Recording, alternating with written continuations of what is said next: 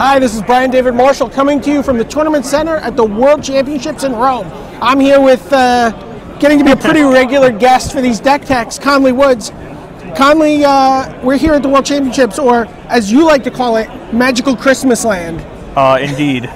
So, I was as skeptical as anyone when Lotus Cobra came out, so I kind of a little embarrassed that I ended up bringing a deck that revolves around Lotus Cobra because I was harking on it so bad. So Conley's deck here is built around the explosive power that you get off of a turn 3 Lotus Cobra and fetch lands and Harrow. And you know, when the card was previewed, people said it's capable of powering out a turn 3 Violent Ultimatum. And you've done just that at World Championship level play this weekend. Yeah. No, the deck's really good. Like the key with Lotus Cobra is that you need to build a deck that can function without it, but like is insane with it. You can't have a deck that relies on it or a deck that just kind of marginally uses it to power out a turn 3 Baneslayer engine. While that's cool, it's not always going to be insane. But yeah, the redundancy with Colony Heart Expedition and Lotus Cobra, you can basically get a turn 4 Violent Ultimatum almost every game if you really want. So all 3 of these cards essentially fill the same role in your deck? Yeah. Like turn 2 Colony Heart Expedition and a turn 3 Harrow, and you have infinite mana. You have 7 mana on turn 4. It's infinite. Yeah. Lotus Cobra is the same thing.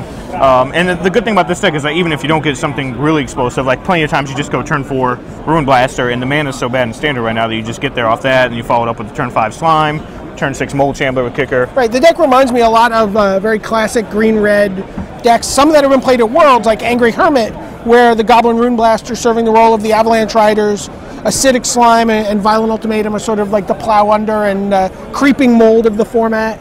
Are these decks before your time? They're a little before my time, but I know about them. I read about them.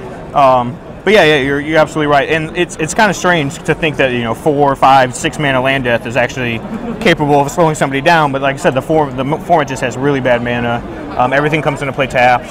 And then against decks like Elves, where you're not really going to mana screw them, you're going to take away their Oran Reef because that card's insane. You have like Mold Chamblers to take out Planeswalkers. Stop right there. I'm not going to talk about the Mold Chambler? No, you just said that you're playing a Mold Chambler at the World Championships. I don't think this is a card that people had on their radar coming into this event, but this card's been really, really good for you this week. Yeah, it's a fungus hill giant, fungus giant.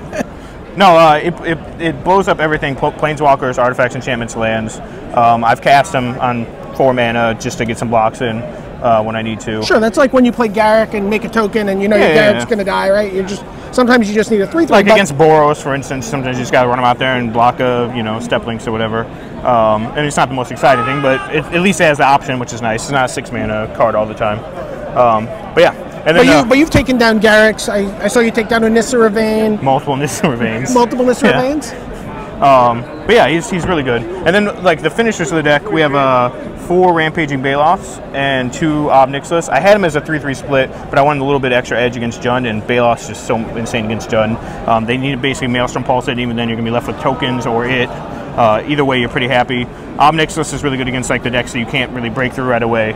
I had a 26/26 Ob Nixilis against Elves last round that did all the damage by itself. I just ran down on turn 3 and Harrow the next turn and broke fetch land, and then that was that. So I think one of the more interesting things that happens in looking at this deck is when you look at the sideboard. And let's just start over here to the side of my hand. You gotta have some basics in your sideboard. That's because 4 ultimatums is not enough. No, we have 8. To be fair, it should probably be around 3. I might have gotten a little greedy. I didn't get to test something else out, so I went the full 4. It looks cool, I guess. But no, you can bring it in against Jund, because you're basically looking to recover from Blightning against Jund.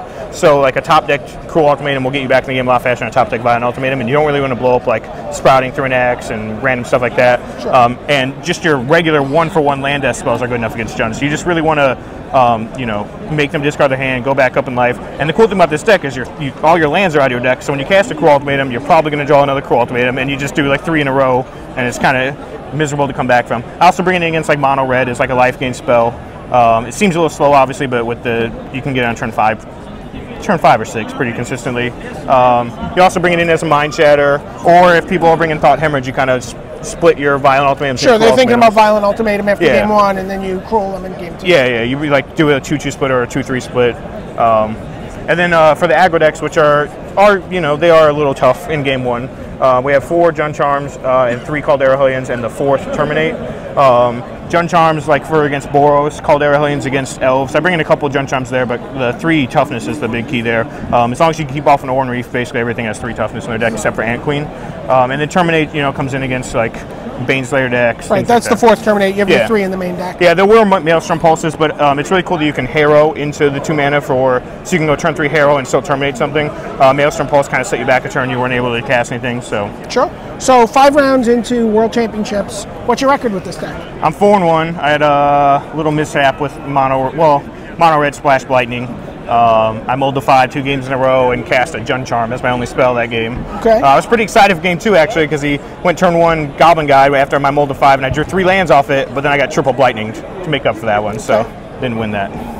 So I gotta tell you, I'm continually impressed by the decks you bring to these tournaments. How do you do it that you're bringing a deck to the tournament that no one else seems to be playing every time? Is that important to you, or do you feel that gives you an edge? I mean, I definitely think going rogue gives you an edge. You're able to, people don't play correctly against you. You have special sideboards. You just gain like little small advantages. Like if you're shuffling your deck and a forest falls out or whatever, like a plains falls out, like, oh, he's Boros, we're gonna play against this. Like you go turn 1 Savage Lands, they put you on Jund, and then all of a sudden there's a Cobra and a Violent Ultimatum. They don't know what's going on. So rogue is definitely, in my opinion, like a huge advantage. I like basically if 2 decks are similar and one's like a net deck and one's a rogue deck, I'll usually go with the rogue deck.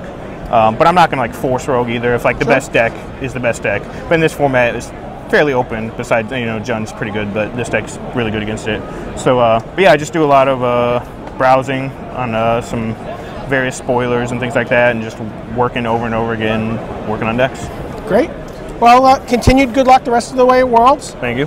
This is Brian David Marshall signing off from the Tournament Center for Conley Woods, and we'll be back all weekend.